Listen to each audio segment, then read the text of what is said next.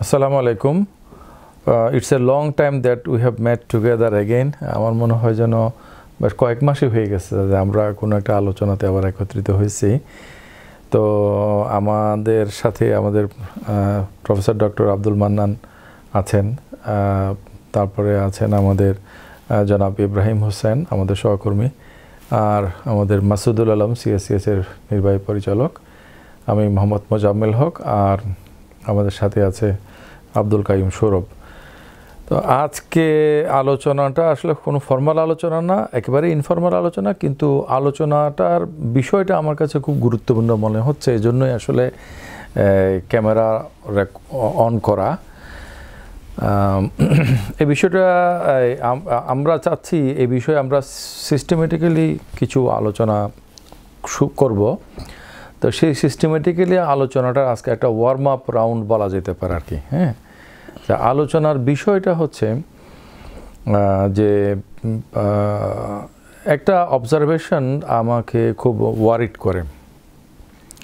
সেটা হলো যে আমি দেখি যে আমাদের যে আমরা সমাজ ও সংস্কৃতি অধ্যয়ন কেন্দ্র হিসেবে বলি CSCS, centre for social and cultural studies, তো আমাদের যে মূল কথা সেটার মধ্যে আছে যে আমরা চিরায়ত যে সামাজিক মূল্যবোধ, ক্লাসিক্যাল যে সোশ্যাল ভ্যালুস, সেগুলোর জন্য কাজ করি। এখন ক্লাসিক্যাল সোশ্যাল ভ্যালুস বলতে আমরা আসলে কনজারভেটিভ সোশ্যাল ভ্যালুসের কথাই আসলে বলি ট্র্যাডিশনালি। যেমন আমাদের দেশের, এবং এটা ঠিক মানে মুসলমানদের ভ্যালু এটাও বলা যাবে না, কারণ আমাদের বাংলাদেশে মুসলিম, হিন্দু, বৌদ্ধ যে তিনটা ধর্মের লোকজন আছে, তাদের কিন্তু এই মানে পারিবারিক সামাজিক যে মূল্যবোধগুলো, মানবিক যে মূল্যবোধের যে আন্ডারস্ট্যান্ডিং, প্র্যাকটিস, এগুলো কিন্তু একই রকমের আর কি। তো এখন আমি দেখতে পাচ্ছি যে বর্তমানে আমাদের, আমি জানি না এক্স্যাক্ট পরিসংখ্যানটা কত হবে, তবে আমাদের দেশের লোক যদি আমরা বলি, এই দেশের লোকদের মধ্যে বেশিরভাগ লোক, এটার সংখ্যা কত হবে 70% অ্যারাউন্ড 7% তারা থাকে গ্রামে, আর আমরা বলতে পারি যে শতকরা 20-30 ভাগ লোক শহরে থাকে। কিন্তু ক্রমান্বয়ে নগরায়নটা বাড়ছে, গ্রামগুলো শহর হয়ে উঠছে, এবং একটা প্রেডিকশন হলো যে আগামী কয়েক দশকের ভিতরেই সারা বিশ্বের অন অ্যান এভারেজ পপুলেশনের 70% তারা নগরে বসবাস করবে। বুঝছেন ভাই, যে আগামী কয়েক দশকের ভিতরেই আমাদের যে পপুলেশন ওয়ার্ল্ড ওয়াইড, এইটার 70% হয়ে যাবে যে আরবান, এবং তারা এরকম মাল্টি স্টুডেন্ট হাইটেক মানে যে অ্যাকোমোডেশন, সেখানের মধ্যে তারা থাকবে। তাহলে আমরা যদি একটা কোরিলেট করি যে মানে অর্থনৈতিক ব্যবস্থার সাথে সামাজিক ব্যবস্থা, সামাজিক ব্যবস্থার সাথে সামাজিক মূল্যবোধের যদি একটা সম্পর্ক আমরা ঠিক করি, তাহলে অর্থনৈতিক যে সম্পর্ক, কাঠামো, এগুলো চেঞ্জ হচ্ছে, একই সাথে সাথে পাল্লা দিয়ে সামাজিক কাঠামোটাও চেঞ্জ হচ্ছে। মোটা দাগে যদি আমরা আমাদের গ্রামীণ সমাজ থেকে এটা যদি শহুরে সমাজে যদি একটা ট্রান্সফরমেশন ঘটে, যেটা অলরেডি মানে চলমান, এটা যদি ঘটে, তাহলে শহুরে সমাজের মধ্যে যারা থাকে আমাদের বাংলাদেশে বিশেষ করে, তারাও কিন্তু ব্যাপকভাবে গ্রামের সাথে কানেক্টেড। কোনো একটা জাতীয় দিবস হলে তারা সব গ্রামে চলে যায়। হ্যাঁ, তাহলে গ্রামীণ সমাজে যে কনজারভেটিভ আমাদের যে ক্লাসিক্যাল ভ্যালুসগুলো আছে, এগুলা কিন্তু তারা সেখান থেকে নিয়ে আসে, এবং শহরের মধ্যে তারা মোরলেস সেগুলো চর্চা করে। তো এখন তা না হয়ে যদি হয় যে অধিকাংশ লোকেরা শহর কেন্দ্রিক থাকে এবং গ্রামে কিছু লোকেরা থাকে, কিন্তু শহুরে সমাজের যে জীবন এবং মূল্যবোধ, জীবনবোধ এবং মূল্যবোধ, সেটাই যদি সমাজের মূল ধারা হয়ে ওঠে, সেক্ষেত্রে আমরা যারা ক্লাসিক্যাল সোশ্যাল ভ্যালুসের কথা বলছি কথার কথা, তো সেইটাও তো আসলে থাকবে না, চেঞ্জ হয়ে যাবে। এখন এর ফলো আপ আপনারা যদি প্রবলেমগুলো দেখেন, যে এই যে আজকে একটা লেখা শেয়ার করলো একজনে, বলছে যে দ্য আটলান্টিক না কোথায় জানি একটা ভালো আর্টিকেল প্রকাশিত হয়েছে, বলতেছে যে আমরা যৌথ পরিবারগুলোকে ভেঙে আমরা বিরাট ভুল করেছি, এরকম ওয়েস্টের কনটেক্সটে কথাটা বলছে। তো এখন তো শহুরে সমাজে তো চাইলেই যৌথ পরিবার এটা আসলে বাস্তবসম্মত। শহুরে সমাজের যে মানে শহরের যে জীবন মানে সেট আপ, হ্যাঁ, জীবন যাপন করার যে পদ্ধতি বা সুযোগ সুবিধার যে ব্যাপারটা, সেটা তো আসলে জয়েন্ট ফ্যামিলির উপযোগী না। জয়েন্ট ফ্যামিলির ব্যবস্থা তো আসলে কৃষিভিত্তিক সমাজের সাথে সম্পর্কিত। তাহলে শিল্পভিত্তিক সমাজের মধ্যে এই মূল্যবোধগুলো আসলে আমরা কিভাবে এগুলাকে সংরক্ষণ করতে পারি, তো এইটা হলো যে আমার মূল মানে কনসার্নের বিষয় আর কি। আর এর সাথে আরেকটা জিনিস আছে, এটাও এটার সাথে কানেক্টেড, যেটা নিয়ে আমরা কথা বলছিলাম, বিশেষ করে আমাদের ইব্রাহিম হোসেন এটা নিয়ে কথা বলার কথা ছিল বা উনি শোনার আগ্রহ ছিল, আমরা বলেছিলাম যে উনি বলবেন। সেটা হচ্ছে যে এই যে সমাজ পরিবর্তনটা আসলে কিভাবে ঘটে। আমরা সমাজের ইতিবাচক পরিবর্তন চাই, যেটাকে আমরা বলছি প্রগতি। মানে প্রগতিশীল সমাজ মানে হচ্ছে যে সমাজের পরিবর্তনগুলো ঘটে এবং সেগুলা পজিটিভ ওয়েতে ঘটে। পরিবর্তন তো ঘটবেই, সেটা পজিটিভ ওয়েতে ঘটে। তাহলে কিভাবে আসলে সমাজের পরিবর্তনটা ঘটে, হ্যাঁ, সাধারণত এবং এখনকার সময়ে বিশেষ করে, তাহলে সেক্ষেত্রে আমরা আসলে কি করতে পারি। তো আমি আগেই বলছি যে আমাদের এটা যেহেতু সূচনা একটা মানে আমাদের আলোচনা, তো সুতরাং এখানের মধ্যে আপনারা যে যার মতো করে বলবেন, আমরা ঘন্টাখানিক কথা বলবো, এর মধ্যে করে আমরা পরবর্তী আলোচনার একটা মানে সুনির্দিষ্ট বিষয় হয়তো খুঁজে পাবো আর কি। That's it for. তো মুজাম্মিল ভাইকে অসংখ্য ধন্যবাদ যে আমরা এর আগেও অনেকটা কাছাকাছি একটা বিষয়ে 2-3টা আলোচনা করেছিলাম। সেখানে আলোচনার মূল বিষয় ছিল উন্নয়ন, ডেভেলপমেন্ট অ্যান্ড মোরাল ভ্যালুজ, প্রমিসকিউটি নিয়ে আমরা আলোচনা করেছি। সেখানে একটা পার্টিকুলার আসপেক্টসে আমরা কথা বলেছি। তো অনেকটা আমার মনে হচ্ছে যে আপনার ইন্ট্রো থেকে ওই ইয়াটার সাথে এটা ওইটার সাথে কানেক্টেড। তো আমরা যেহেতু একটু লেংদি আলোচনা, বিস্তারিত আলোচনা করতে যাচ্ছি এই বিষয়ের উপরে, সিরিয়াস ডিসকাশন, এই জন্য আমার মনে হয় যে আমরা একেবারে মাইক্রো লেভেল থেকে জিনিসটাকে বোঝার চেষ্টা করি, অনুধাবন করার চেষ্টা করি, এবং তাইলে আমরা এই পুরো বিষয়টা সম্পর্কে আমাদের ধারণাও স্পষ্ট হবে এবং আমরা প্রবলেমটা ভালো করে বুঝতে পারবো এবং সমাধানগুলো আমাদের আমরা চিন্তা করতে পারবো। তো এখন সমাজ যে ধারণা, এটা তো আসলে একটা অ্যাবস্ট্রাক্ট কনসেপ্ট। সমাজ বলতে আমরা কি বুঝি, সমাজের কোন কোন পরিবর্তন নিয়ে আমরা শঙ্কিত, সেই জিনিসগুলো আগে আমাদেরকে নির্ধারণ করা দরকার। তো আমরা তো যখন সমাজ কথাটা আমাদের দৈনন্দিন কথাবার্তার মধ্যে ব্যবহার করি, আমরা মোটামুটি একটা এগ্রিভড কনসেপ্ট ভাইবা কথা বলি, কিন্তু এটা একেবারে মানে সুনির্দিষ্ট এই জিনিস সমাজটা এই জিনিস নিয়ে গঠিত, এটা ফিক্স না করে আমরা কথা বলি। তো আগে আমরা আসলে সেই আমাদের পুরনো বা আমরা এক্সিস্টিং আমরা সমাজ বলতে আমাদের যে ধারণা, সেটা আগে একটু শেয়ার করি, এবং আমরা কি ধরনের পরিবর্তন লক্ষ্য করছি সেগুলো আমরা একটু শেয়ার করি, এবং সেই পরিবর্তনের আশঙ্কার দিকটা কি সেগুলো আমরা আলোচনা করি। তাইলে জিনিসটা একেবারে স্বচ্ছ আমাদের সামনে চলে আসবে। তো আসলে আমি পার্সোনালি সমাজ সম্পর্কে আমার যে ধারণা, যে এটা একটা খুবই ব্যাপক একটা ধারণা, এর মধ্যে অনেকগুলি গুরুত্বপূর্ণ কম্পোনেন্টস আছে। তো ব্যক্তি মানুষ যখন পয়েন্টগুলো একটু লিখে ফেলো।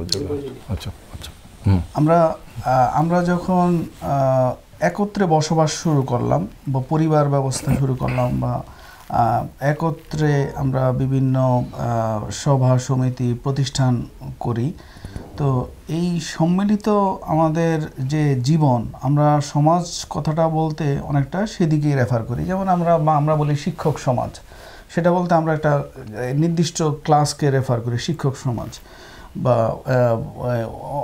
পেশাজীবী সমাজ, কর্মজীবী সমাজ, বা নারী সমাজ, এরকম বাংলা আমরা বলতে লার্জলি একটা গ্রুপকে বোঝাই। কিন্তু আমরা যখন জাতীয় কোনো বিষয়ে কথা বলি তখন কিন্তু আবার এই সবগুলোকেও আমরা ইনক্লুড করি। তাহলে দেখা যাচ্ছে যে সমাজের যেমন হয়তো যে মানব সমাজ সেটা আরও গ্রেটার আইডিয়া। তো আমরা আমাদের এই আলোচনায় মূলত জাতীয় বাংলাদেশি যে আমরা ভূখণ্ডের মধ্যে যে জাতি বাস করি, আমরা যেই মানে আমাদের যে এগ্রিড যে পয়েন্টসগুলো আছে বা আমাদের যে সামাজিক যে ইন্টারাকশনগুলো আছে, আমরা মূলত সেগুলো নিয়েই আমরা চিন্তা করব বা কথা বলব। তো এখন আমরা সমাজের অনেকগুলা লেয়ার্স দেখতে পাই, অনেকগুলো স্তর দেখতে পাই। তো এখন বিষয় হচ্ছে এই যে সমাজের যে ধারণা, সেটার আমরা সমাজের যে ধারণা সেটা সমাজ প্রথমে কিভাবে গঠিত হয় এবং সেই উপাদানগুলোর মধ্যে কোনো হায়ারার্কি আছে কিনা, যে এটা হচ্ছে বেশি গুরুত্বপূর্ণ।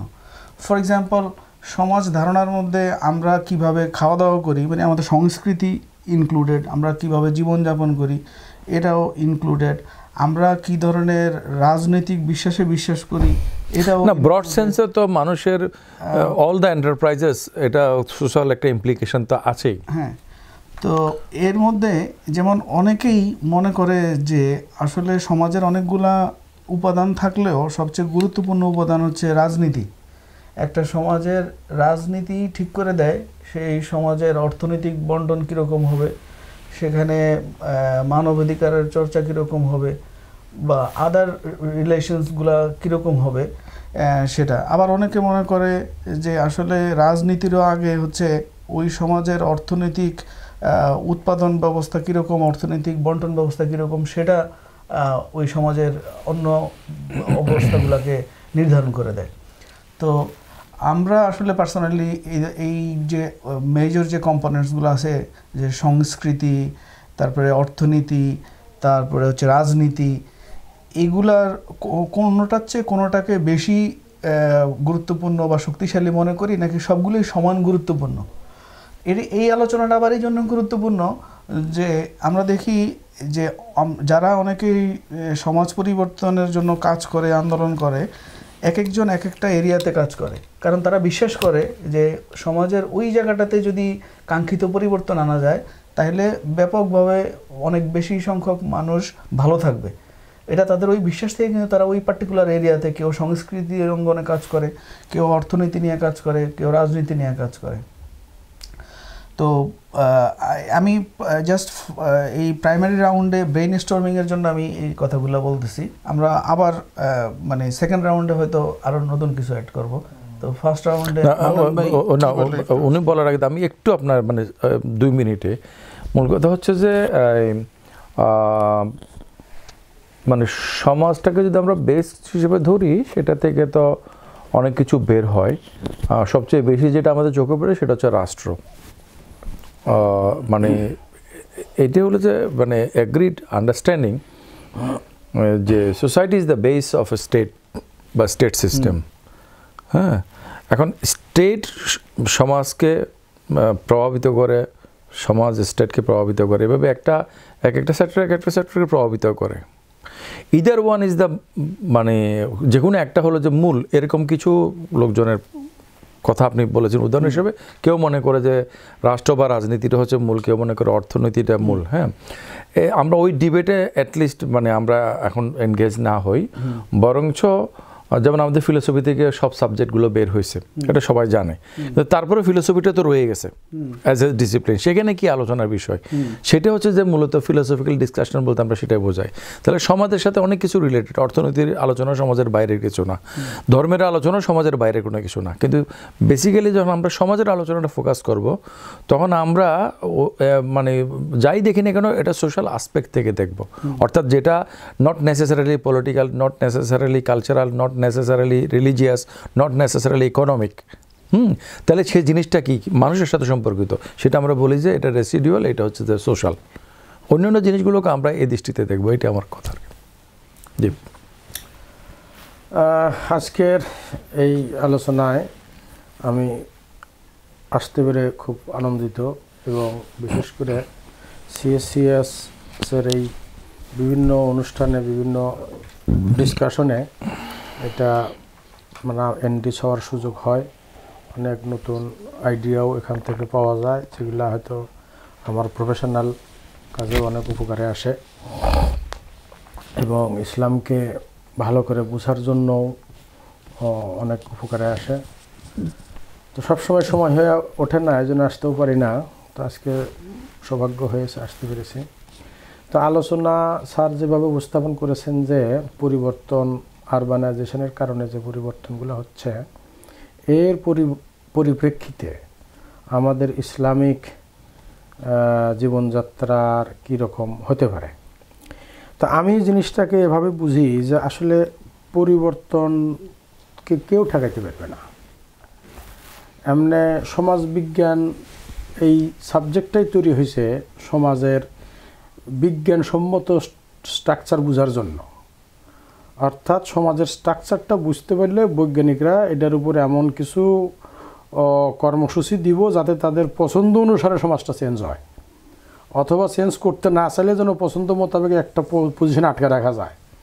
কিন্তু না সমাজকে আটকে রাখতে পারবে আর না সমাজকে তার পরিকল্পনা এবং পছন্দ অনুসারে একদিকে নিয়ে যেতে পারবে, কেউ পারবে না। আপনি খেলার মাঠে আজকে গোল কোন দিকে যাবে, যত বড় কোচ হোক, কেউ বলে দিতে পারবে না যে এইভাবে বলটা এসে এইভাবে ডুববো, আমক পার্টি তিন গোল এগিয়ে দেবো, কেউ বলতে পারবে না। এটাই হলো আপনার গেম থিওরি। তো পুরা সোশ্যাল লাইফটাই হইতেছে গেম থিওরি। এখানে এটাকে কন্ট্রোল করার জন্য বহু চেষ্টা করা হয়েছে, চেষ্টা করে দেখা যাচ্ছে কন্ট্রোলের বাইরে। তো নবীজি যে সময় কোরআন হাদিস নিয়ে এই দুনিয়াতে আসছেন, এরপরে আরও পরিবর্তন হবে এবং এর আগের থেকেও পরিবর্তন শুরু হয়ে তার পিরিয়ড পর্যন্ত আসছে এবং তার পিরিয়ডের পর থেকে আরও কিয়ামত পর্যন্ত আরও পরিবর্তন হবে। আরেকটা জিনিস আমাদের একটু বুঝতে হবে যে পরিবর্তন শুধু সমাজ হয় না, পরিবর্তন কিন্তু ইন্ডিভিজুয়াল মানুষও হয়। এটাও বিকজ অফ সোসাইটি, আবার ওই যে ইন্টারাকশান, রিসিপ্রোকাল, বহু কারণ থাকতে পারে। কিন্তু আমরা হাইলাইট করতে চাচ্ছি যে ইন্ডিভিজুয়াল মানুষও পরিবর্তন হয়। ইন্ডিভিজুয়াল মানুষ পরিবর্তন হয় এইভাবে, দেখবেন বাংলা সাহিত্যে উপন্যাসে এগুলো আলোচনা আছে যে 17th সেঞ্চুরির একজন নারীর জীবন আলোচনা করো, তাহলে 17th সেঞ্চুরির একজন বধূ যেরকম, 7th সেঞ্চুরির একজন বধূ কিন্তু এরকম না। 7th সেঞ্চুরির একজন বধূ স্বামীর যে আচরণগুলোকে পছন্দ করত, 17th সেঞ্চুরির নারী তার স্বামীর সেই আচরণগুলো তার ভালো নাও লাগতে পারে। হ্যাঁ, যে কথাগুলোতে সে আগে মাইন্ড করতো না, এই সেঞ্চুরির মেয়েটা সেই কথাতে মাইন্ড করতেছে। এটা শুধু মেয়ে না, নারী, পুরুষ এবং শিশুরা পর্যন্ত। আমরা যখন শিশু ছিলাম, আমাদের বাপ মায়ের সাথে আমাদের রিলেশনটা কেমন ছিল, আর এখনকার শিশুগুলো দেখেন তারা কেমন, ইভেন গ্রামের শিশুগুলো কেমন আর শহরের শিশুগুলো কেমন। অর্থাৎ ইন্ডিভিজুয়াল মানুষও বদলে যায়। মানুষ যখন বদলে যায় তখন তার উপর আপনার ওই অনেক আগেকার একটা ফতোয়া, একটা মাসলা সে আগের মতোই কি অ্যাপ্লিকেবল হবে? মাঝখানে মানুষও বদলে গেছে, মাঝখানে সোসাইটিও বদলে গেছে।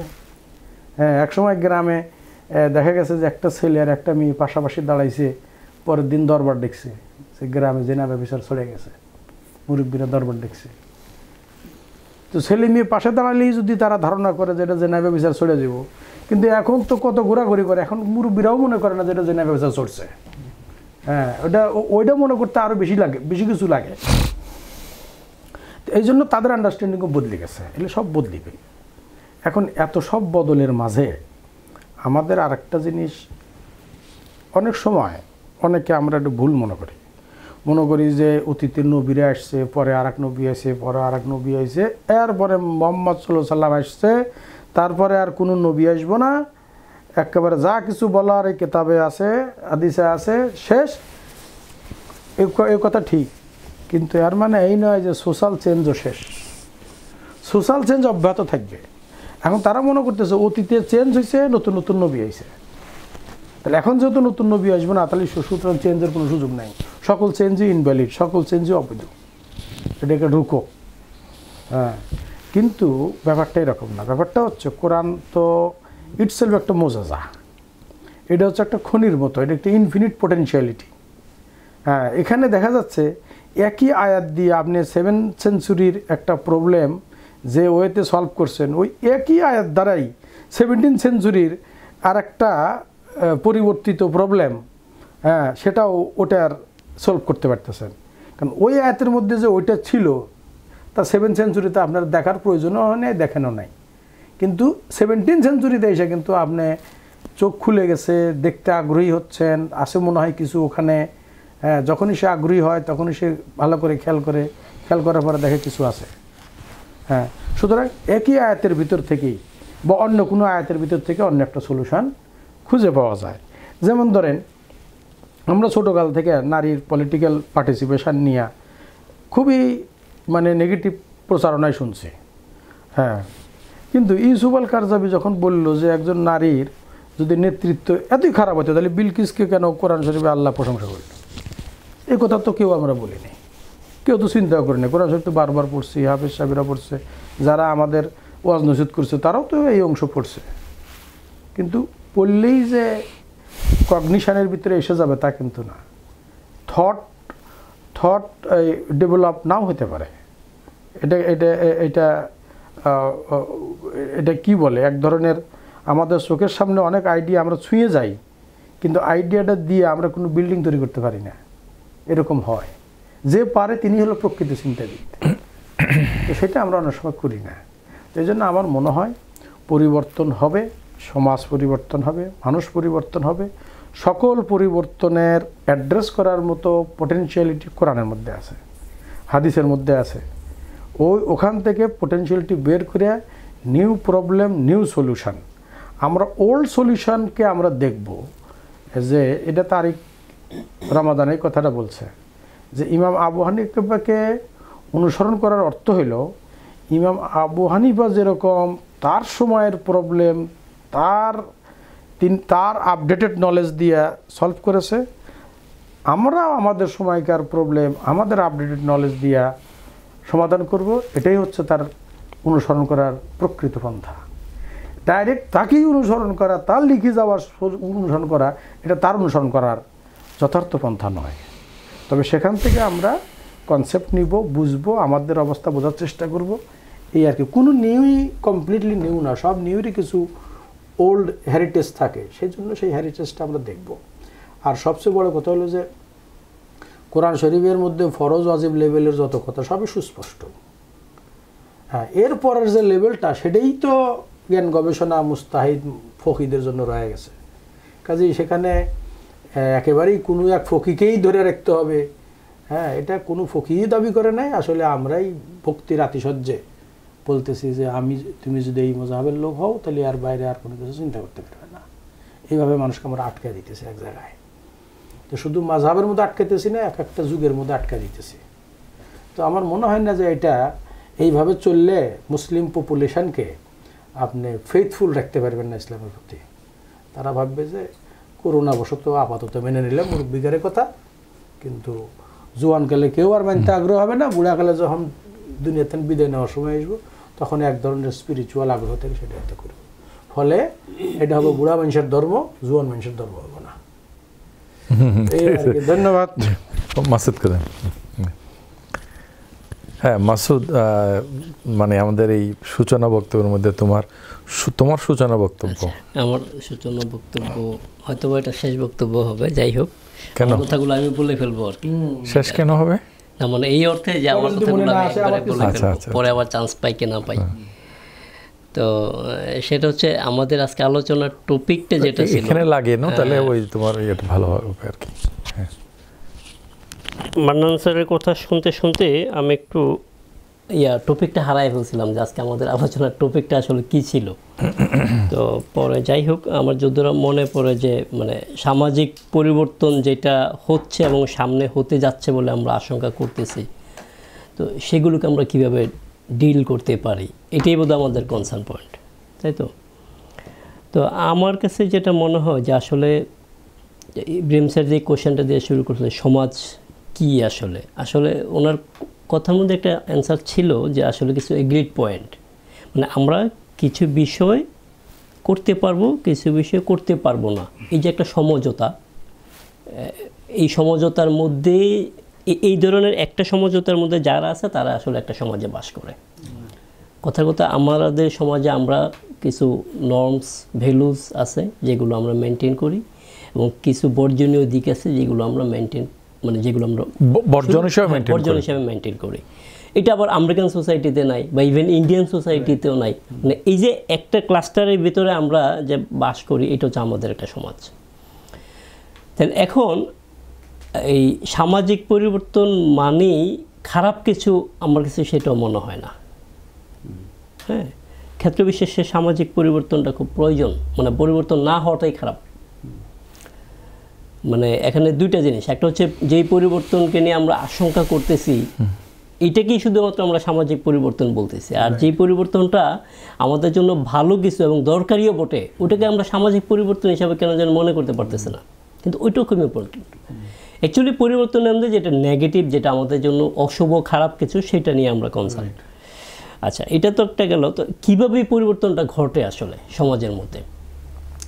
সমাজের মধ্যে পরিবর্তনটা ঘটে অ্যাকচুয়ালি এখানে এক্সটার্নাল অনেকগুলো ফ্যাক্টর কাজ করে। একটা কথার কথা, আমরা এই একটা সমাজে বাস করি, এই সমাজে এই যে প্রত্যেকটা মানুষের যে মন মানসিকতা ভিন্ন ভিন্ন, এখান থেকে পরিবর্তনের সূচনাটা হয় আর কি। তো এখানে যেটা হয় যে টেকনোলজি এখন পরিবর্তনের ক্ষেত্রে একটা বড় ফ্যাক্টর, কিন্তু টেকনোলজি কিন্তু একমাত্র ফ্যাক্টর না। কথার কথা, অনেক অ্যাডভান্স টেকনোলজি আমাদের এখানে চলে আসলো। কথার কথা, আমি যদি প্র্যাকটিক্যাল উদাহরণ দিই, ফেসবুক, ইউটিউবের মাধ্যমে আমরা এখন সব কিছু জানতেছি, অন্য অন্য সমাজের বিষয়ে আমরা জানতেছি। তো এবং এটার ফলে আমাদের এখানে অনেক কিছু চেঞ্জ হচ্ছে, যেগুলোকে আমরা নেতিবাচক হিসাবে আইডেন্টিফাই করতেছি। কিন্তু যদি এমন হয়তো, এখন আমরা বলতেছি যে টেকনোলজি সমস্যা, কিন্তু যদি এমন হয়তো ওই টেকনোলজির মাধ্যমে আমরা অন্য সমাজের যেসব উপাদানের সাথে পরিচিত হচ্ছি, ওই অন্য সমাজগুলোতেও যদি এই উপাদানগুলো না থাকতো, তাহলে কিন্তু আমাদের এখানে ওই ধরনের চেঞ্জটা আসতো না। তার মানে টেকনোলজি ইটসেলফ কোনো ইস্যু না। তাহলে আমাদেরকে এই যে এজন্য মানে যেটা হয়, রক্ষণশীল যারা, তারা টেকনোলজির প্রতি একটা আক্রোশ বা ভীতি বা এরকম একটা কিছু থাকে, কারণ কি ওই যে মূল পয়েন্টটা ধরতে না পারা। টেকনোলজি ইটসেলফ কোনো ইস্যু না, ইস্যুটা হচ্ছে মানে টেকনোলজির ইউজটা আমরা কীভাবে করতেছি। তাহলে এখানে আরেকটা বিষয় হচ্ছে যে অর্থনীতি, রাজনীতি, এগুলো অবশ্যই সামাজিক পরিবর্তনের খুব গুরুত্বপূর্ণ ফ্যাক্টর। কিভাবে সেটা বলি, যেমন ধরুন এই যে আমরা আমাদের আলোচনার শুরুটা যেটা ছিল যে অদূর ভবিষ্যতে কয়েক দশকের মধ্যে 70% লোক শহরে থাকবে, 30% লোক গ্রামে থাকবে, এবং এইটার ফলে অনেক ধরনের সোশ্যাল চেঞ্জ ঘটবে। এটা কেন হবে? মূলত অর্থনৈতিক কারণে। তাহলে অর্থনীতি কিন্তু সামাজিক পরিবর্তনের জন্য খুব ইম্পর্টেন্ট। এটাকে ওই আমি যদি প্র্যাকটিক্যাল এক্সাম্পল দিই, যে এখন আফগানিস্তানে তালেবান সরকার ক্ষমতায় আছে, তারা এসে নানান ধরনের সামাজিক ভ্যালুস তাদের মতো করে আরও মানে তারা যে ধরনের সামাজিক ভ্যালুগুলোকে আপহোল্ড করতে চায়, সেগুলো নিয়ে নানান ধরনের আইন কানুন করতেছে। এবং এটা সত্য যে এখন ওখানকার এই আইন শৃঙ্খলা পরিস্থিতি এখন আগের চেয়ে অনেক উন্নত, মানে অপরাধ কমে গেছে তালেবান ক্ষমতা আসার পরে। কিন্তু ফ্যাক্ট কি?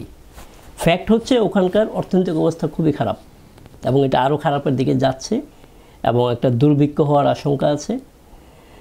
যেটা হবে ইন দ্য লং টার্ম, ওখানকার মানুষ যখন অর্থনৈতিক এই অনিশ্চয়তার মধ্যে দীর্ঘদিন থাকবে, তখন কিন্তু তাদের আর টলারেট করবে না তারা এই সিচুয়েশনটা, তখন তারা রিভোল্ট করবে। তখন কি হবে? এই তালেবানের বিপরীত এই সোশ্যাল ভ্যালুজ বা আইডিওলজি, এগুলো যারা ধারণ করে, তারা এসে যখন এই জনগণকে গ্যারান্টি দেবে যে তোমার অর্থনৈতিক নিরাপত্তা আমি দিব, তোমার পলিটিক্যাল স্টেবিলিটি আমি দিব, তখন কিন্তু সে তাদেরকে, জনগণ কিন্তু তার দিকে ঘুরবে, এবং তার ওই সামাজিক পরিবর্তনগুলো মেনে নিতেও তার খুব একটা আপত্তি থাকবে না, কারণ তাকে একটা ভালো জীবন সে দিতে পারতেছে। এখন আমরা যারা আদর্শের কথা বলি, আমাদের সব সময় আমি খেয়াল করছি যে দুনিয়া জুড়ে এটা একটা প্রবলেম, আমরা খালি সামাজিক পরিবর্তন করতে চাই, কিন্তু আমরা অর্থনৈতিক পরিবর্তন করতে চাই না। আমরা রাজনৈতিক পরিবর্তন আমাদের মতো করে একটা ইউটোপিয়ান চিন্তা ভাবনা করি, কিন্তু ওটা প্র্যাকটিক্যাল না। কিন্তু এইগুলোকে আমরা যতদিন মতো গুরুত্ব দিতে না পারবো, ততদিন মতো আমাদের যেই পরিবর্তন আমরা করতে চাই সেটা আমরা করতে পারবো না। এটা হচ্ছে মানে গোড়ার কথা। এর বাইরে আমরা নানান ধরনের আমাদের ব্যক্তিগত পরিবেশে বা এরকম ছোটোখাটো গ্রুপ সার্কেল করে বা নানান ধরনের এই ধরনের পরিবর্তনের জন্য আমরা করতে পারবো, কিন্তু এটা হচ্ছে সব কিছু যেভাবে চেঞ্জ হচ্ছে এটার বিপরীতে এইগুলো হচ্ছে ঠেলা গাড়ি আর বিমানের গতির মতো। মানে আমরা ব্যক্তিগত উদ্যোগে যে পরিবর্তনগুলো করব বা আমরা কয়েকজন মিলে যেটা করব এটা আসলে সাফিসিয়েন্ট না। আমাকে আলটিমেটলি ওই ধরনের একটা পদক্ষেপের মধ্যে যাইতে হবে এবং আমাকে অনেক প্র্যাগম্যাটিক হইতে হবে, আমাকে অনেক প্রিজুডিস ঝেড়ে ফেলে দিতে হবে, অনেক পরিবর্তনকে আমাকে পজিটিভলি নিতে হবে এবং শুধুমাত্র সেই পরিবর্তনগুলো নিয়ে আমাকে কনসার্ন হইতে হবে যেগুলো একান্তই মানে আমার জন্য, আমাদের সমাজের জন্য খারাপ।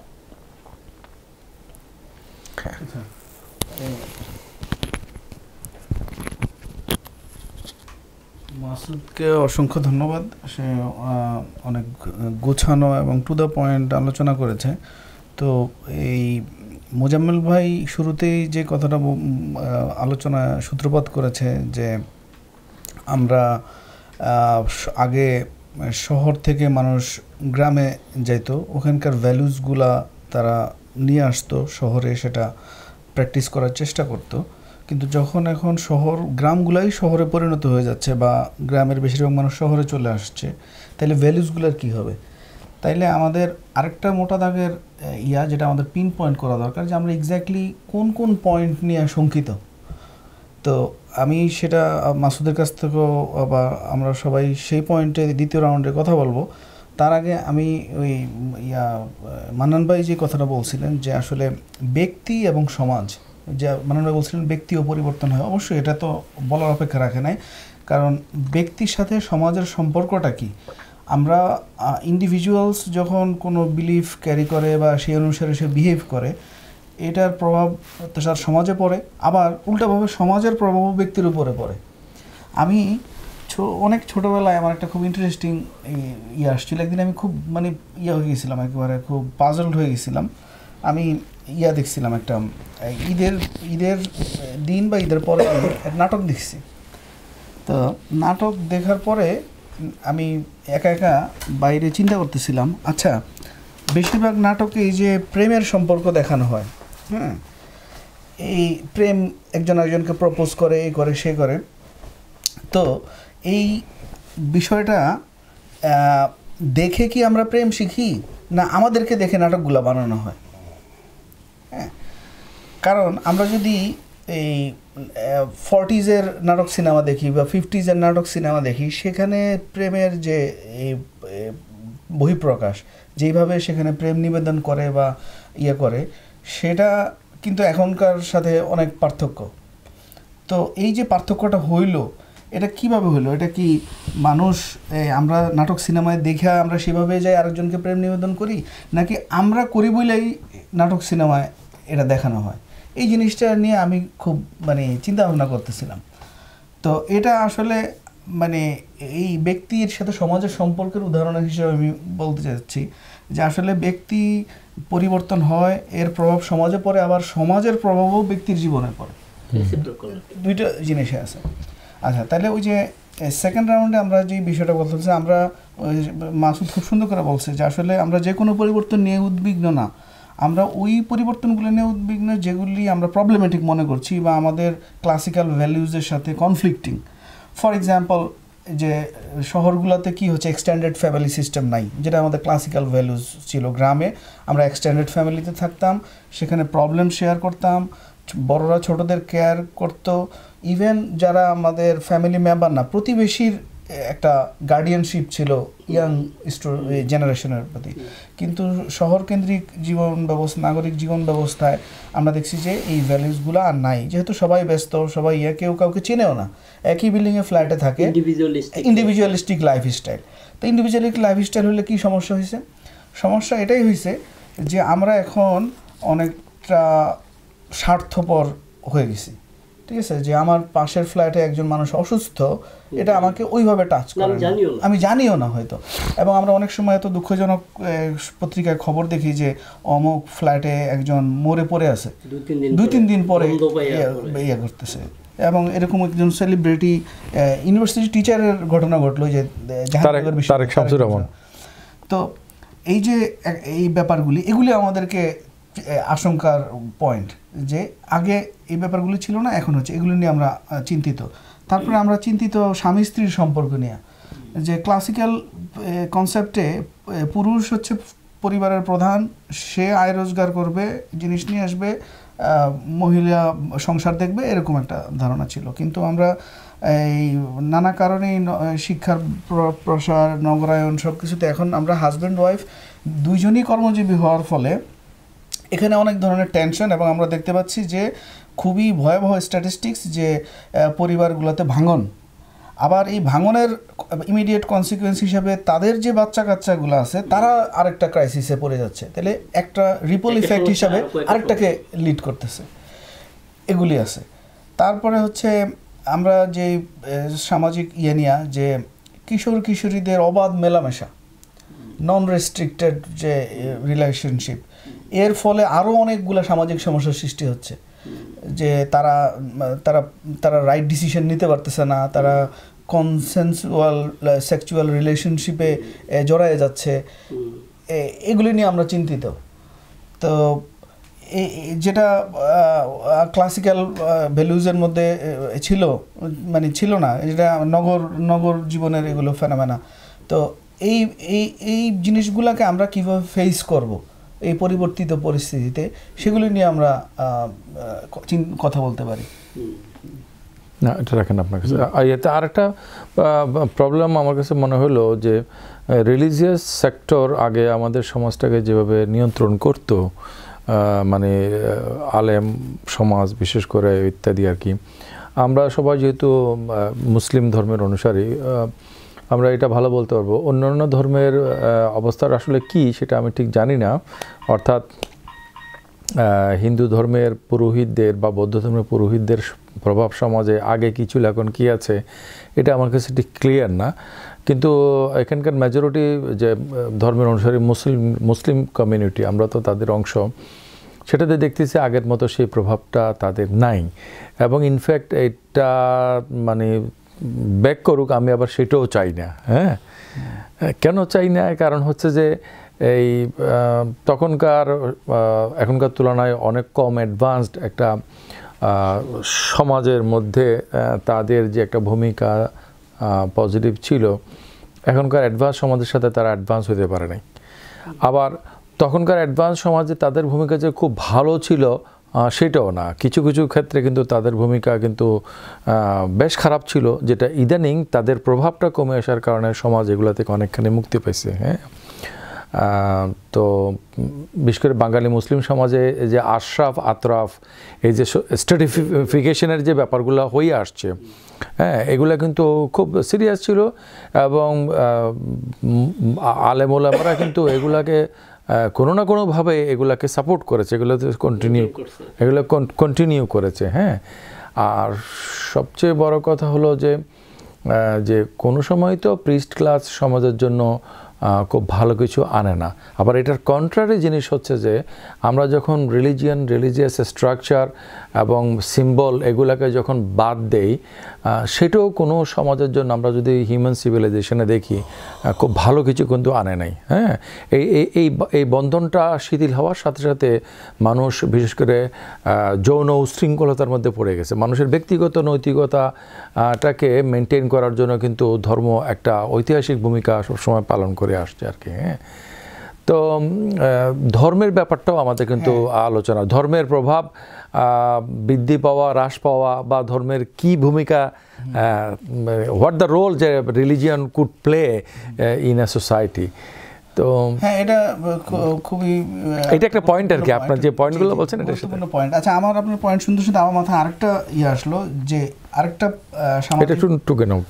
সামাজিক পরিবর্তন যেটা নিয়ে আমরা উদ্বিগ্ন, সেটা হচ্ছে ছাত্র শিক্ষক সম্পর্ক। যে এই যে এটাও একটা আমাদের গত 15-20 বছরে আমরা দেখতে পাচ্ছি যে একটা বড় ধরনের পরিবর্তন হয়েছে।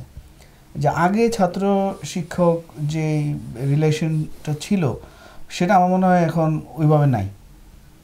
তো এটাও আসলে মানে কোন দিকে যাচ্ছে, বা এটা আমরা কিভাবে দেখছি, এটার ভবিষ্যৎ কীরকম, সেটাও একটা আলোচনা হতে পারে। মানে শিক্ষা তো ধরেন শিক্ষার যে প্রাতিষ্ঠানিকীকরণ, মানে প্রাতিষ্ঠানিক শিক্ষাটা তো ধরেন 1200 বছরের ইতিহাসের ব্যাপার। তো এখন তো শিক্ষা মানেই হচ্ছে যে প্রাতিষ্ঠানিক শিক্ষা। এখন এই প্রাতিষ্ঠানিক শিক্ষার পরিবেশ এবং আমরা ক্লাসিক্যাল ভ্যালুসের কথা বলতেছি, ক্লাসিক্যাল এডুকেশন সিস্টেমটা তো এক না। ক্লাসিক্যাল এডুকেশন সিস্টেম হচ্ছে যে মূলত হচ্ছে যে যিনি মেন্টর বা যিনি গুরু বা যিনি শিক্ষাগুরু, মানে শিক্ষককে কেন্দ্র করে। এটা আপনি প্লেটোর একাডেমি অথবা এরিস্টটলের লাইসিয়াম অথবা যাই দেখেন না কেন, ইমাম আবু হানিফার মানে দর্শ ইত্যাদি দেখেন, সব ব্যক্তিকে কেন্দ্র করে। এখন তো হলো প্রতিষ্ঠানকে কেন্দ্র করে। তারপরে এরকম নানা ধরনের প্রবলেমগুলো আস্তে আস্তে আমরা মনে হয় আলোচনা পরবর্তীতে যে মানে একটা সেক্টর ধরে আলোচনা করলে আমাদের জন্য মনে হয় ভালো হবে, আলাদা একটা আলোচনা আর কি। হ্যাঁ, না আমরা এই রাউন্ডে জাস্ট আমরা যে কি কি পরিবর্তনগুলা আমাদের মানে আজকে পরিবর্তন আসতেছে সেটার একটা মানে আজকে আমি যেটা মানে চাচ্ছি যেটা হচ্ছে যে আমরা এটা বুঝি যে আসলে ভাই যেটা বললেন যে পরিবর্তন ঘটছে এবং খুব র্যাপিডলি পরিবর্তন ঘটতেছে। এবং আমাদের মাসুদুল আলম যেটা বলল যে কোনো একটা পক্ষ খুব রকেট স্পিডে এগিয়ে যাচ্ছে, কোনো একটা পক্ষ কিন্তু কোনো মতে তালেগুলো চলতেছে। হ্যাঁ, তো তাতে করে যা হওয়ার সেটাই হবে যে যারা এগিয়ে যাচ্ছে তারা ইয়ে করবে। আর আপনি যেটা বলছেন যে আমাদের সমাজ অনুসারে আমাদের বিনোদন সংস্কৃতি নাকি বিনোদন সংস্কৃতি অনুসারে আমাদের সমাজ, কিন্তু আপনি যেটা টানছেন যে এটা যে রেসিপ্রোকাল, এটা বোথ ওয়েটা ঘটছে।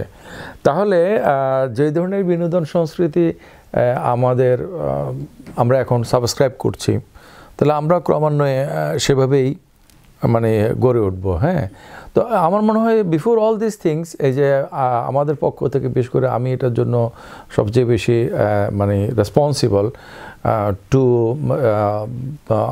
ইউনো পয়েন্ট আউট যে ক্লাসিক্যাল ভ্যালু বলতে আসলে আমরা কী বোঝাচ্ছি।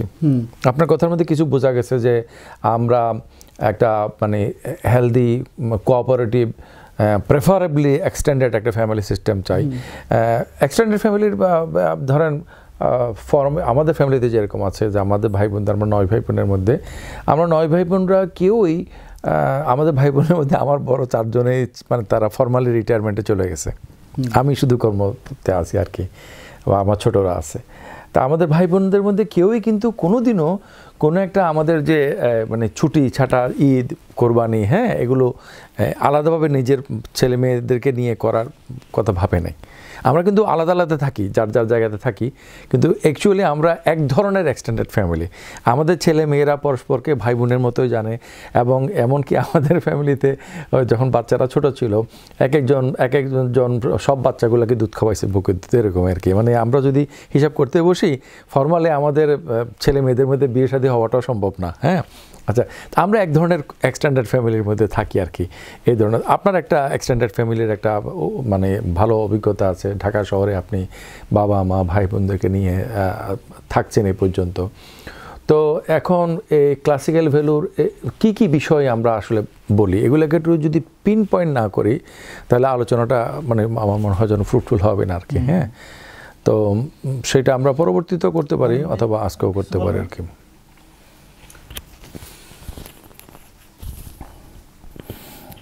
ওই মাসুদের আলোচনায় একটা এসছে যে আমরা আসলে কিভাবে করব। আসলে প্রথম কথা হলো যে আগে আমাদের স্বীকার করতে হয় আমাদের সমাজে যদিও আলেম ওলামা শ্রেণী প্রভাব কমে যাচ্ছে, কিন্তু প্রভাব নিঃশেষ হয় নাই। সমাজের প্রান্তিক জনগণ তাদেরই ইন্টেলেকচুয়াল মনে করে, তাদেরই করেই চলে। তো এখন প্রান্তিক জনগণই তো বেশি।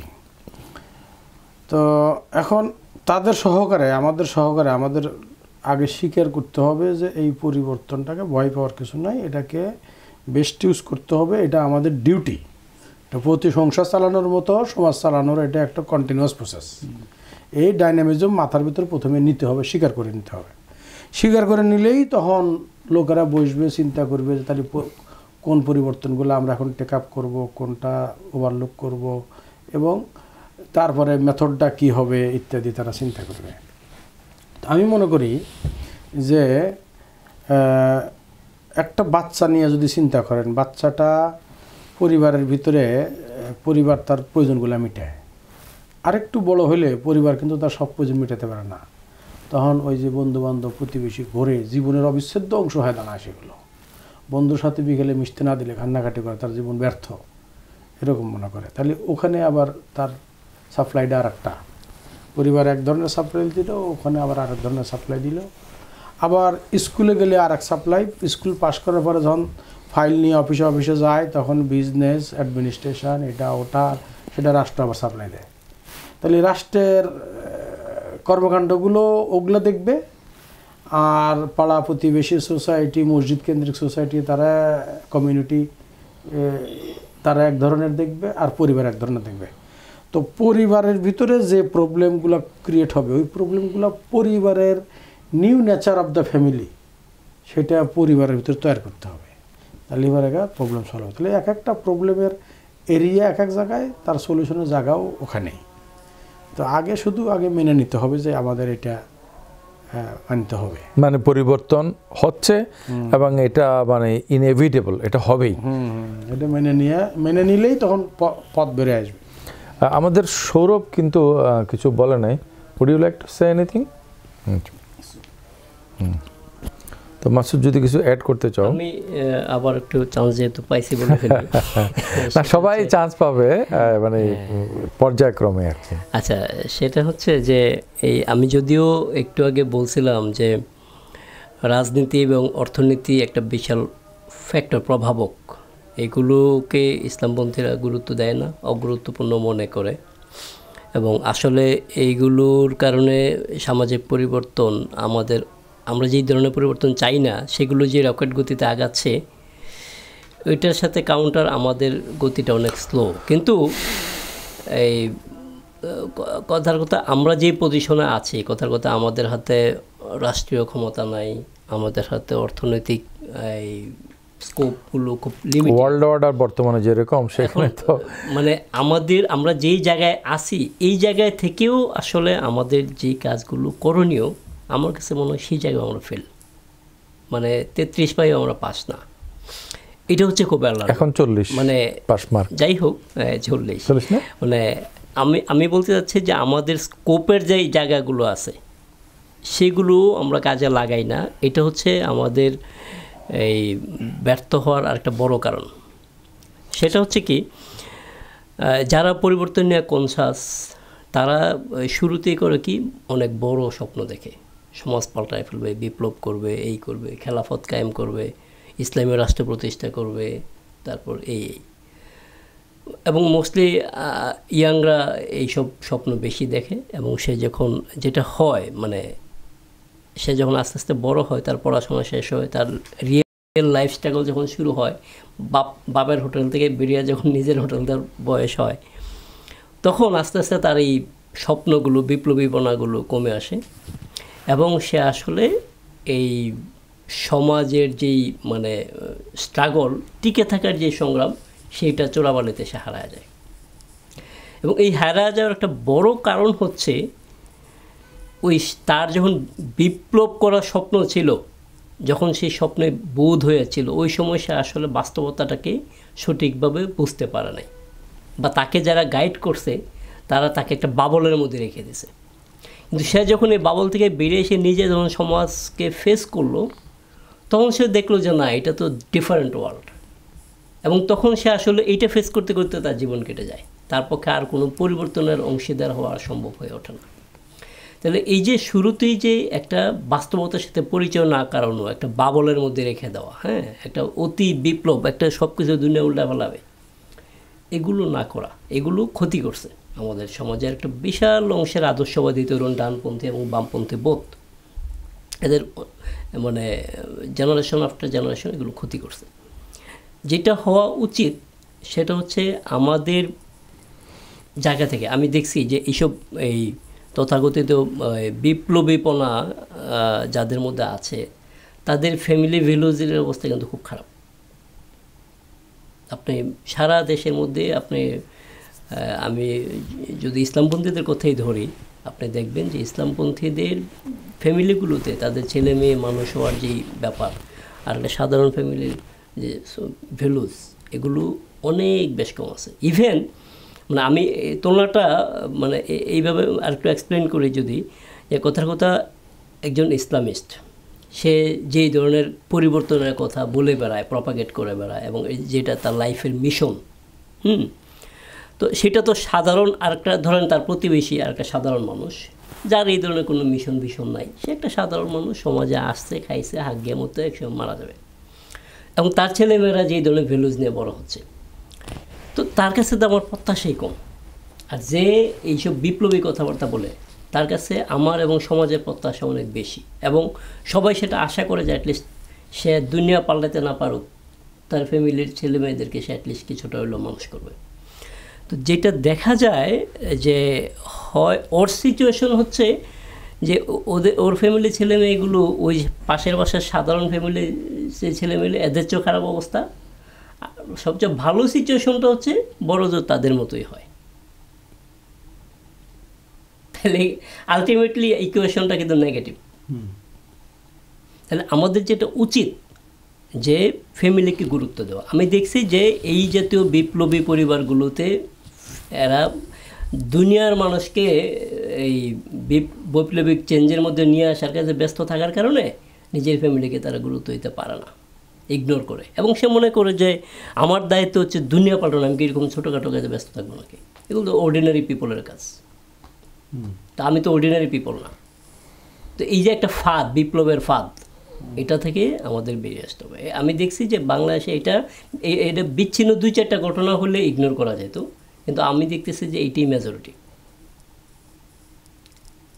এটা আমার একটা এক্সপিরিয়েন্স, এবং আমার জীবনের জন্য আমি এটা লেসন হিসাবে নিয়েছি, যেহেতু আমার বাচ্চা এখনও খুব ছোট। আমার কাছে মনে হয়েছে ফ্যামিলি খুব ইম্পর্ট্যান্ট, এবং আমি ইসলামিক শিক্ষাটাও কিন্তু সেটা, আমরা যদি ক্লাসিক্যাল ইয়েতে দেখি ফ্যামিলি খুব ইম্পর্ট্যান্ট। আচ্ছা, তো এই ফ্যামিলি ভ্যালুসগুলো আপহোল্ড করা, এবং কথার কথা যেটা হওয়া উচিত যে ফ্যামিলি ভ্যালুসগুলোকে গুরুত্ব দিলে, কারণ আমার পক্ষে এখন এই রেডিক্যাল সমাজ পরিবর্তন যেহেতু সম্ভব না, কিন্তু আমার পক্ষে এটা সম্ভব যে আমার ফ্যামিলিতে ভ্যালুগুলো আপহোল্ড করা, এবং আমি আমার পরিচিত সার্কেল যেটা আমার বন্ধু বান্ধব, আমার এই কলিগ, হ্যাঁ, আমার পাড়ার প্রতিবেশী যাদের সাথে আমার অ্যাক্সেস আছে, এদেরকে ইনফ্লুয়েন্স করা, এই ফ্যামিলি ভ্যালুসগুলো মেনটেন করার ব্যাপারে। এটা কিন্তু আমরা যদি সবাই যার যার জায়গা থেকে চেষ্টা করি, এটা একটা সিগনিফিক্যান্ট ব্যাপার, কিন্তু এটা একমাত্র না, কিন্তু এটা হতে পারে যে এই সিচুয়েশনে দ্য বেস্ট অপশন। আচ্ছা, তো ওই মাসুদ যে প্রসঙ্গের শেষের দিকে বলল ওই ব্যাপারে আমরা আরও স্পেসিফিক কথা বললে তখন বলবো। আমি আপাতত মানে ভাবনার জন্য 3টা পয়েন্ট বলবো, কারণ তুমি যেটা আশঙ্কা বোধ করছো সেটা আমাদের অনেকের জন্য বাস্তবতা, হয়তো আমার না হলে আমার পরিচিত কারোর বা এরকম, যেহেতু আমরা আমি বিশেষ করে সেই এইজ লেভেলে। তো সেটা হচ্ছে যে 3টা কারণে এটা ঘটে, 3টা কারণে। একটা কারণ হতে পারে, একটা কারণ হলো এটাই যে মানে বাহিরের লোকদের জন্য আমি অনেক কিছু আশা করি যেটা আমি নিজে প্র্যাকটিস করি না, যেটা আমার বা সেই ধরনের ব্যক্তির সন্তানেরা ভিতর থেকে দেখতেছে কন্ট্রাডিকশনটা, যে he is speaking for all good, actually he is following not so good. হ্যাঁ, এটা একটা কারণ। আর একটা কারণ হচ্ছে যে স্বামী স্ত্রী উভয়ে যখন সোশ্যাল ওয়ার্কে নেতৃস্থানীয় ভূমিকা পালন করতে যায়, তখন বাচ্চাগুলা মানে অনেকটা লেফট ওভার সিচুয়েশনের মধ্যে পড়ে যায়। তো লেফট ওভার সিচুয়েশন যখন পড়ে যায়, তখন ওই বাচ্চারা বাবা মার মতো হওয়ার জন্যে, বা আপনি ছাত্র শিক্ষক সম্পর্কের ব্যাপারে যেটা বলে, সেখানে মানে they have to have time. ছাত্ররা শিক্ষকের মধ্যে হইতে হলে শিক্ষকের সাথে তাদের সান্নিধ্যে থাকতে হবে, বাচ্চারাও বাবা মার হতে হলে বাবা মার তাদের যথেষ্ট পরিমাণে সান্নিধ্য পাইতে হবে। এটা অন্য তাদের খাওয়ার টাইমে খাওয়ানো, ঘুমের টাইমে ঘুমানো, কিন্তু সেটা তাদের মানসিক বুদ্ধিভিত্তিক অথবা তাদের চিন্তার জগৎকে গড়ে তোলে না, যেটা দরকার। তো সেই জন্য স্বামী স্ত্রী উভয়ই যখন মানে নেতৃস্থানীয় ভূমিকা পালন করে, তখন একটা ভ্যাকুয়াম তৈরি হয়। এটা ইভেন তাদের মধ্যে কন্ট্রাডিকশন না থাকা সত্ত্বেও। তৃতীয় আর একটা কারণ, সেটা হচ্ছে যে ওই যে মানে নগরে যখন আগুন লাগে তখন দেবালয়ও রক্ষা পায় না। একটা বাচ্চা একটা বাসার এনভায়রনমেন্টে কত ঘন্টা থাকে, প্রাতিষ্ঠানিক শিক্ষার কারণে তার চেয়ে বেশি সময় সে কিন্তু প্রতিষ্ঠানে থাকে। আর যতক্ষণ বাসা এবং প্রতিষ্ঠানে থাকে ঠিক পরিমাণ সময় কিন্তু সমাজে স্বাভাবিকভাবে সে ঘোরাফেরা, খেলাধুলা নানা কারণে কিন্তু অন্যদের সাথেই করতেছে, এবং অন্যদের যে বিষয়গুলো সেগুলো কিন্তু এই ফ্যামিলিটাকে কিন্তু প্রভাব করতেছে, প্রভাব সৃষ্টি করতেছে আর কি। হ্যাঁ, তো এই 3টা পয়েন্ট আমি বললাম। মানে প্রথম পয়েন্টটা হচ্ছে যে তাদের মধ্যে কন্ট্রাডিকশন, হিপোক্রেসি। 2 নম্বর কারণ হচ্ছে যে পরিবারকে সময় না দেওয়া। হ্যাঁ, আর হিপোক্রেসি না, কিন্তু সময় দিতে পারছে না। সময় না দিলে আমি যদি আমার কাছের লোকের সময় না দিই, আমার কাছের লোক অন্য কাছ থেকে যেভাবে পাই সেভাবেই করবে। আর 3 নম্বরটা হচ্ছে যে বৃহত্তর সমাজ, সংস্কৃতি, বিশ্ব ব্যবস্থা, সভ্যতা, ডমিনেন্সি, এগুলো থেকে আমি বিচ্ছিন্নভাবে আমার পরিবার বা আমাকে আসলে পুরোপুরি রক্ষা করতে পারি না।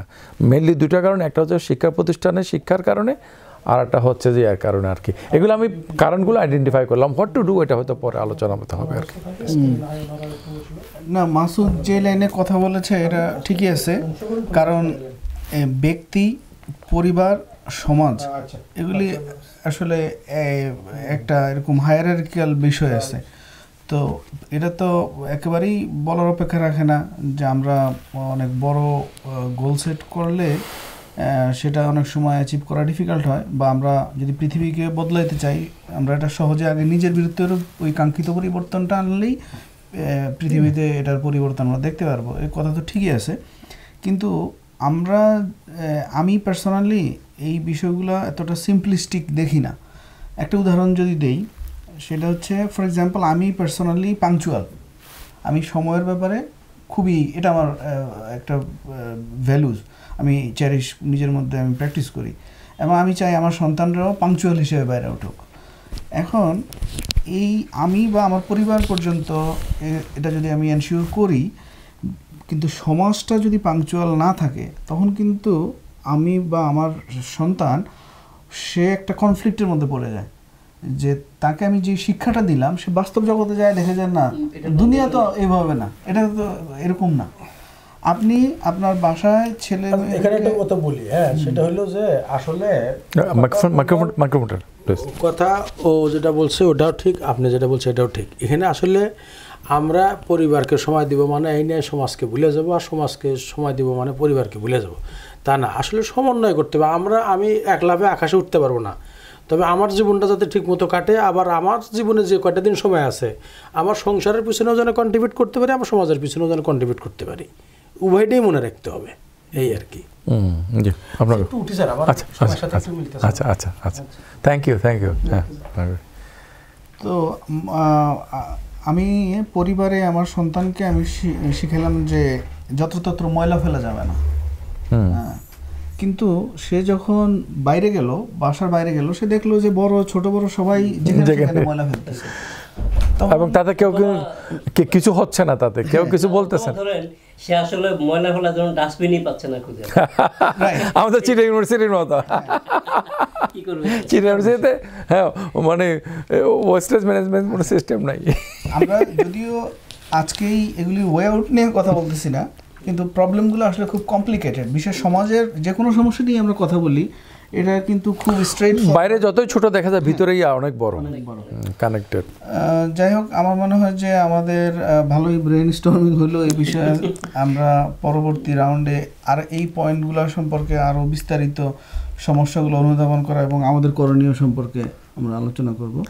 না, তাহলে আমি শেষ করার আগে আমি ওই পয়েন্টে একটু কথা বলি যে মানে ক্লাসিক্যাল সোশ্যাল ভ্যালুজ বলতে আমরা কী বোঝাই। আমি স্পেসিফিক বলেছি এটা স্পেসিফিক্যালি মানে ইসলামিক ভ্যালুজ না, এই অর্থে যে একই মানে ভ্যালুসের কথা, এটা আসলে মানে মানবিক মূল্যবোধ বলতে আমরা যেটা বোঝাই সেটা প্রত্যেকটা সমাজের লোকেরাই কিন্তু সেগুলোকে সঠিক মনে করে। হ্যাঁ, আচ্ছা, তো যেমন মানবিক মূল্যবোধের মানে একটা হলো যে অর্থনীতির ব্যাপারে একটা জিনিস হলো যে হ্যাভ নটস যারা আছে তাদেরকে বাকি লোকেরা মানে কেয়ার করবে, তাদেরকে সাপোর্ট করবে, তাদেরকে দিবে, এবং এই চিন্তা করে দিবে যে এটা তার অধিকার, আমি তাকে মানে আমি তাকে সাহায্য করছি সেটা না, বরং সেটা তার হক সে হিসেবে দিবে। হ্যাঁ, যেটা আল্লাহ তাআলা কোরআন শরীফে বলছে যে যাদের সম্পদ আছে তাদেরকে সম্পদ দিবে যাদের সম্পদ নাই। আচ্ছা, এখন আপনি যখন নগরভিত্তিক গ্রামীণ সমাজের মধ্যে এরকম কোনো একটা ঘরের মধ্যে কেউ উপোস থাকাটা আসলে খুবই ডিফিকাল্ট। কারণ হলো যে সে খবর জানে, সে বের হয়, খোঁজ খবর কী অবস্থা, কথা কথা একজন অভুক্ত মানুষকে দেখলেই তো বোঝা যাবে সে অভুক্ত। হ্যাঁ, কিন্তু এখন নগরভিত্তিক সমাজে আমাদের যে আমরা ফ্ল্যাট বাসাগুলোতে থাকি বা যেভাবে যার মতো করে থাকি, এখানে আরও জনে কী করছে না করছে সেটা তো আসলে ঠিক আমি জানি না, বা আমরা যেরকম আমরা বলছি যে জানার সুযোগ নাই, আসলে বর্তমান ডমিনেন্ট কালচার অনুসারে জানার সুযোগ নাই। হোয়াট দ্য প্রবলেম যে আমি গিয়ে জিজ্ঞেস করলে অসুবিধে রাখি। কথার কথা আমি আপনাকে একটা আর একদম স্পেসিফিক উদাহরণ মনে আসছে বলে, আমার পাশের প্রতিবেশী এই যে আইন বিভাগের শিক্ষক রোমান আহমেদ। হ্যাঁ, তো রোমানের বাবা একজন স্কুল শিক্ষক, হ্যাঁ, প্রধান শিক্ষক, রিটায়ার্ড আর কি। হ্যাঁ, তো ওই চাচা আসছে, তো ওই চাচা বলছে, উনি অসুস্থ একটু বেশ, উনি আমাকেও বলে যে দেখেন আসলে এই যে মানে কত 40 ঘর না কত ঘর পর্যন্ত বলে যে তারা হলো তোমার প্রতিবেশী। হ্যাঁ, তো ওনার ছেলেকে উনি বলছে তুমি কিন্তু তোমার আশেপাশে যারা টিচার আছে, সিনিয়র হোক জুনিয়র হোক বা যেই হোক না কেন, সবার সাথে সম্পর্ক রাখবা, এ করবা সে করবা ইত্যাদি আর কি। এবং এটা একটা রিফ্লেকশন আমি আমার প্রতিবেশীর আচরণ থেকেও দেখতে পাই। আচ্ছা, এটা একটা মানে ক্লাসিক্যাল সোশ্যাল ভ্যালু, এটা উনি গ্রাম এলাকায় থাকেন, ক্যারি করে নিয়ে আসে, ওনার ছেলেকে বলছেন, এরাও মোটামুটি মেনটেন করার চেষ্টা করে। কিন্তু আপনার ধরেন একটা বিল্ডিংয়ের মধ্যে ধরেন 15-20 তলা একটা বিল্ডিংয়ের মধ্যে কোন ফ্ল্যাটে যে কে থাকে কারো কোনো হদিস নাই। মালিক সমিতির মিটিংয়ের মধ্যে তখন হয়তো একটু দেখা হয়, তাহলে পরিবারের সদস্যদের কোনো ইয়া নাই। তো এর মানে আবার এই নয় যে সমাজ নাই, কিন্তু সমাজটা মানে নিয়ারেস্ট নেইবার, নেক্সট ডোর নেইবার হিসাবে না। সমাজটা হচ্ছে যে ক্লাস সিস্টেম, আমি কোন ইন্টারেস্ট গ্রুপের সাথে আছি, আমার সোশ্যাল বিলঙ্গিং কি, সেটার উপরে আমার কিন্তু সমাজটা নির্ভর করতেছে আর কি। হ্যাঁ হ্যাঁ, এটা দেখেন যে তাহলে এটার সাথে অর্থনৈতিক সম্পর্কিত। আচ্ছা, তারপর আপনি দেখেন যে আমাদের সমাজে এমন হচ্ছে যে প্রাপ্তবয়স্ক হলেই সে মানে যৌনতা বা যৌন সম্পর্কিত হবে, এটা তো মাস্ট। কিন্তু এটা কিভাবে হবে? তাহলে চিরায়ত মূল্যবোধ হচ্ছে যে সে পছন্দ করে একজনের সাথে বিয়ে করবে এবং সে দাম্পত্য জীবন শুরু করবে এভাবে, এইটা। তাহলে এখন আমাদের নগরভিত্তিক সমাজ হচ্ছে যে মানে everybody has to gain some skill and capacity, the more the better. তো যার কারণে দেখা যাচ্ছে যে পরিবার ব্যবস্থাটা এটা একটা বন্ডিং, এটা একটা কী বলে যে বার্ডেন হিসাবে চিহ্নিত হচ্ছে, যে এখন আমার মেয়েটাকে যদি বিয়ে দিই তার লেখাপড়া বন্ধ হয়ে যাবে। এখন আমি যদি বিয়ে করি একটা ছেলে হিসেবে, কথার কথা তার মানে সে এটাকে প্রবলেমেটিক মনে করতেছে। অন দ্য কন্ট্রারি প্রকৃতি তো কাউকে ছাড়ছে না, তখন করছে কি সমাজ তাকে সুযোগ দিচ্ছে। আপনি যে বলছেন গার্ডিয়ানরা এখন মনে করে না, কারণ গার্ডিয়ানের কাছে প্রায়োরিটি হচ্ছে যে বাচ্চাটার কেরিয়ার, যার কারণে সে কিন্তু কার সাথে ব্রেকআপ হচ্ছে, কার সাথে অ্যাফেয়ার হচ্ছে, এগুলোকে সে ইগনোর করতেছে।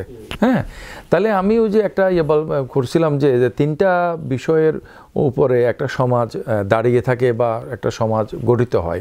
এটা হচ্ছে সমাজের যে জীবন ও জগৎ সমিতির দৃষ্টিভঙ্গিটা কি, এটা। তারপর আরেকটা হলো যে তার মানি ম্যানেজমেন্টটা কীরকম, তারপর হচ্ছে তার যে সেক্সুয়ালিটির ম্যানেজমেন্ট বা ডিস্ট্রিবিউশনটা কীরকম। এটা যদি দেখি তাহলে এই মানে শিল্প ভিত্তিক যে অর্থনীতি এবং শহুরে যে সমাজ, সেখানে তো এই মানে ডিস্ট্রিবিউশন অফ সেক্সুয়ালিটিটা কিন্তু আমাদের ক্লাসিক্যাল সিস্টেম অনুসারে না, ফ্যামিলি বেসড না। আর ফ্যামিলিতে যদি আপনি আসেন তাহলে ফ্যামিলির একটা ক্লাসিক্যাল স্ট্রাকচার আছে, ফ্যামিলির একটা ওয়েস্টার্ন স্ট্রাকচার আছে। ফ্যামিলির ওয়েস্টার্ন স্ট্রাকচারটা অনেকটা হচ্ছে যে মানে সমানে থাকবে দুজন ইন্ডিভিজুয়াল, এটা একটা লিভ টুগেদার টাইপের ব্যাপার আর কি। হ্যাঁ, আর ক্লাসিক্যাল সিস্টেমে কিন্তু সেখানে হচ্ছে যে অর্থনৈতিক দায়িত্বটা পুরুষ পালন করে, অভ্যন্তরীণ কাজগুলো নারী পালন করে। হ্যাঁ, এরপরে সেখানে আরেকটা কম্পোনেন্ট খুব শক্তিশালী, সেটা হচ্ছে বাচ্চারা তাদের মা বাবাকে কিন্তু মানতেই হবে। হ্যাঁ, এবং বাবাকে মানতে হবে, আবার মাকে আরও বেশি করে মানতে হবে। হ্যাঁ, তাহলে দেখা যাচ্ছে এখানে কিন্তু এম্পাওয়ারমেন্টের একটা ইয়ে আছে। আর এখনকার বাচ্চারা এবং তখন বাচ্চারা বাচ্চাদেরকে আবার নিয়ন্ত্রণ করে। যেমন Junior বাচ্চারা জুনিয়র বাচ্চাদেরকে নিয়ন্ত্রণ করে। হ্যাঁ, দেখা গেল যে মানে আমরা যাদের বেশি সংখ্যক বাচ্চা আছে তারা তো জানে যে মানে এক একটা বাচ্চা এক এক রকম হয়। হ্যাঁ, এবং কোনো একটা যদি উল্টাপাল্টা হয় আরেকটা সেটাকে ঠিক করে, এরকম। তো এখন এই ধরনের একটা 4-5টা 6টা বাচ্চা, বা আমাদের বাবা আমার মতো 9টা 8টা 9টা 10টা বাচ্চা আর 1টা 2টা বাচ্চা, এই দুইটা ফ্যামিলির আলোচনা কিন্তু এক হবে না। যে ফ্যামিলিতে বাচ্চা একটা দুইটা, সে এক্সটার্নাল ফ্যাক্টর দ্বারা অনেক বেশি ইনফ্লুয়েন্সড হবে। বাসার মধ্যে তার সেই নিডগুলো হ্যাঁ হ্যাঁ হ্যাঁ হ্যাঁ হ্যাঁ। এখন আমার এই যে আমি আজকে ডিউটি পরীক্ষা ডিউটি করলাম, আমার সে কলিগ, ফিমেল কলিগ, সে একটা বিশাল ঝামেলার মধ্যে আছে। তার বাচ্চাটা স্কুল থেকে 12টার সময় ছুটি হয়, সে চলে আসছে ইউনিভার্সিটি, তার হাজব্যান্ড হচ্ছে অফিসে। এখন তার হাজব্যান্ড অফিস থেকে এসে বাচ্চাটাকে বাসায় পৌঁছে দিয়ে আবার অফিসে ব্যাক করবে। ওকে, আচ্ছা, এখন এটা সিকিউরিটির জন্য। আর বাচ্চাটাকে বাসায় পৌঁছে দিল, সিকিউরিটি এনশিওর করলো, বাচ্চাটা আবার বাসার মধ্যে কী করবে? বাসায় তো আর কেউ নাই। হ্যাঁ, বাসায় তার কেউ নাই, তাই না? তো এই ধরনের যে মানে আমাদের ফ্যামিলি স্ট্রাকচারের কারণে, তাহলে আমাদের এডুকেশন সিস্টেমের কারণে আমাদের আর্নিং ডিলে হচ্ছে, আর্নিং ডিলে হওয়ার কারণে লেট ম্যারেজ হচ্ছে, লেট ম্যারেজ হওয়ার কারণে আমাদের বাচ্চা কাচ্চার সংখ্যা কমে যাচ্ছে, বাচ্চা কাচ্চার সংখ্যা কমার কারণে অনেক কিছু হচ্ছে। যে আমাদের ফ্যামিলির এই যে একজন হয়েছে, সে বাচ্চাকে নানা ধরনের আর্টিফিশিয়াল জিনিসপত্র খাওয়ায়, খুব দামি দামি।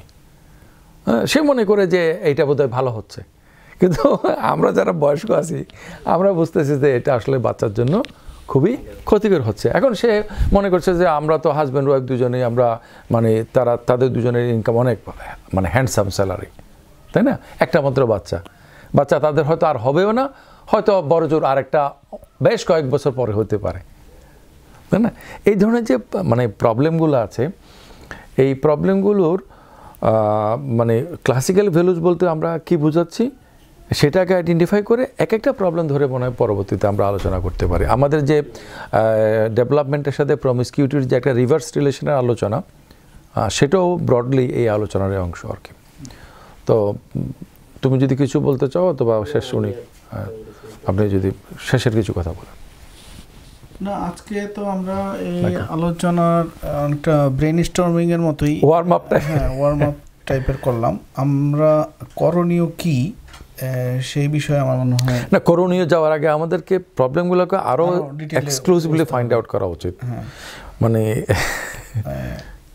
তো আমরা আশা করি পরবর্তী কোনো আলোচনায় আর দিন আমরা এই প্রবলেমগুলো নিয়ে কথা বলবো, এবং প্রেফারেবলি আমরা একটা ঠিকই করি যে অ্যাটলিস্ট ওয়ান্স এ উইক আমরা আলোচনা করব, ম্যাক্সিমাম টুয়াইস, মিনিমাম ওয়ান্স।